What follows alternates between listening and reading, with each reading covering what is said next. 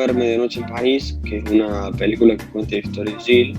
un hombre que se dedica a escribir guiones para películas de Hollywood, que luego de esto decide retirarse y dedicarse a la literatura.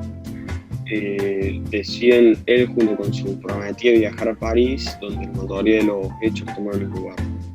En esta ciudad, Jill busca inspiración para poder seguir con la novela que está escribiendo, ya que se encontraba un poco trabado, pero en un principio no logra encontrarlo porque considera que las personas en general son muy materialistas o tienen una falta de pasión o amor por el arte. La magia empieza a suceder una noche después de que Jill visita un bar y luego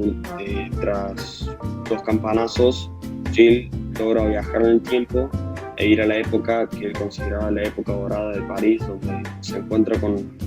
sus autores favoritos, con artistas y autores literarios favoritos. Dentro de esta línea temporal, Jill se enamora, dejando atrás a su prometida, pero aún así se da cuenta que al final hay que vivir el presente, decide volver a su presente y continuar con la novela literaria junto con una mujer que vive con ella los últimos fragmentos de la película. A mí esta película me gustó, salvo la parte considero que podrían algunos personajes secundarios tener un poco más de relevancia. A mí me tocó ver la película Palabras Robadas, que se trata de un famoso escritor llamado Clayton, que acaba de lanzar su primer libro. Este libro se trata de Rory, un aspirante y escritor, que como no podía sacar su primer libro, copia un libro que se había encontrado en un viejo maletín que le había comprado su esposa Dora en una tienda de antigüedades. Este libro termina siendo un éxito, pero después de salir de un evento, Rory se encuentra un viejo diciendo ser el autor del libro. Los dos terminan yendo al parque, donde el viejo le cuenta de cómo escribió ese libro, a pesar de haber pasado por la muerte de su hijo. Después de este traumante episodio, la esposa del hombre, Celia, terminó muy dolida, lo que provocó que se vaya de la casa. En ese periodo de dolor, que la muerte del hijo y la esposa, el hombre se decidió por empezar a escribir el cuento que posteriormente encontraría a Rory. El hombre viejo terminó mudándose a un lugar muy tranquilo y todo esto era normal hasta que compró el libro de Rory y se dio cuenta que era el libro que él había escrito.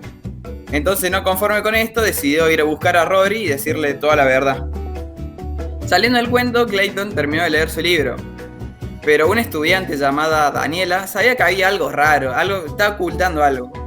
Y empezó a investigar, le empezó a preguntar y se dio cuenta de que Rory, la historia de Rory, es la vida de Clayton, solo que le había cambiado los nombres a los personajes para no levantar ninguna sospecha.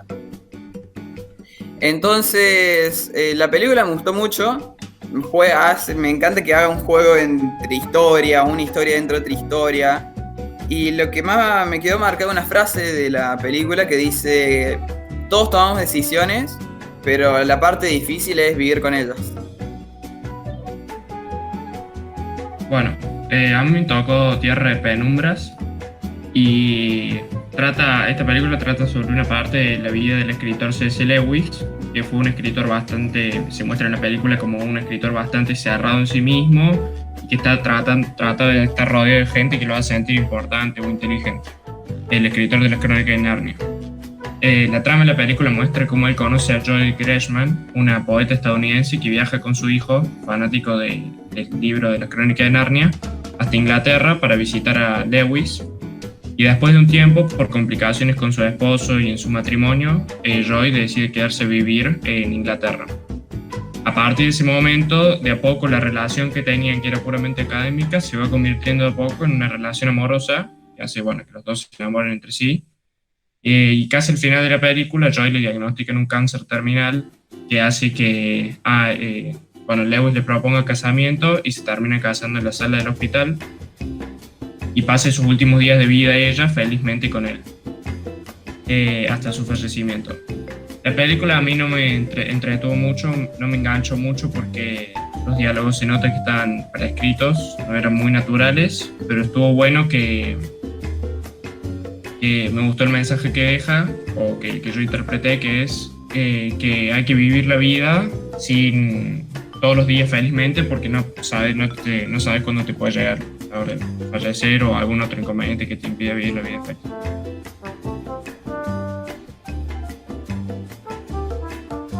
Bueno, a mí me tocó hablar de la película de Lee Lash, que es una película montada en España, ambientada en la década de la España conservadora en el año 1920, a principios del siglo XX. Y bueno, es una película la cual trata de dos actores principales, los cuales son universitarios y reflejan su experiencia universitaria en Madrid, los cuales viajan a Madrid a estudiar dos carreras artísticas. Por un lado Federico, el cual estudia poesía, y por el otro Salvador Dalí, el cual estudia el arte de la pintura, los cuales se hacen grandes amigos durante los primeros encuentros en el centro de estudiantes de la universidad en España, Madrid, y empiezan a hablar y conocerse mejor. A lo que va transcurriendo la película podemos ver y entender que de alguna manera los dos se van enamorando o creando una relación amorosa de alguna manera, para así decirlo, para reflejando el amor imposible que los dos poseían del uno al otro, y la película se va tratando en torno a la dramaticidad que este amor genera y la cantidad de amores adversos que ocurren en relación a esa relación imposible. También podemos hablar de la situación revolucionaria el pensamiento anarquista extremista que los dos tenían, y la forma de entender la sociedad y hablar de la Europa moderna y de diversas partes de Europa, tales como París, Rusia, Italia y España. Bueno, en particular a mí la película no me interesó tanto porque no me llama tanto la atención los procesos afectivos que se generaban en los personajes y actores, y bueno, nada más que decir. A mí me tocó la película Finding Neverland, o Descubriendo el País de Nunca Jamás, que es un largometraje que narra las aventuras de James M. Barrie a la hora de escribir su novela Peter Pan, una de las novelas más afamadas de la literatura hispánica en la actualidad. Bien, en un día en el parque cualquiera, James conoce a Sylvia Llewellyn Davis y a sus hijos George, Michael, Peter y Jack, con los que automáticamente entabla una relación bastante llevadera que los lleva a divertirse durante un largo tiempo. James llega a tenerles tanto cariño que incluso superpone su estancia con aquella familia por encima de su trabajo y por encima de su propia esposa, Mary. La cosa es que, a pesar de que en el trabajo de James las cosas no iban muy bien, puesto que sus novelas últimamente y sus representaciones teatrales eran aburridas, las anécdotas que acontecían en torno a la familia le sirvieron como una fuente de inspiración para crear una novela que al final de la película se muestra que en este caso sí agradó al público. Bien, las cosas con el pasar de la película fueron desarrollándose de una manera adecuada hasta que Sylvia, la viuda, porque el papá había muerto, Sylvia se enferma de un catarro que en aquellas épocas, debido a los avances de la medicina, era prácticamente incurable, y termina al final de la película muriendo y yendo, en palabras de James, al país del nunca jamás, que es de ahí donde viene el nombre de la película. El país del nunca jamás se utiliza como un concepto metafórico de la muerte, en donde las almas que perecen en la materialidad van a ese lugar. En mi opinión, la concepción de la película, a pesar de que goza de un tinte infantil bastante tácito, nos enseña que la imaginación no es algo que se aplica únicamente a la concepción de los niños, sino que también a la de los adultos. Es decir, los adultos también pueden imaginar cosas que en realidad no pasan y también divertirse con ellas, por el cual es un mensaje bastante positivo, a pesar de que, reitero, goza de un tinte bastante infantil. Si bien es cierto que algunos diálogos no concuerdan mucho y son un poco repetitivos, la película en sí es dinámica y posee un estatus, en mi opinión, bastante estable. Muchas gracias.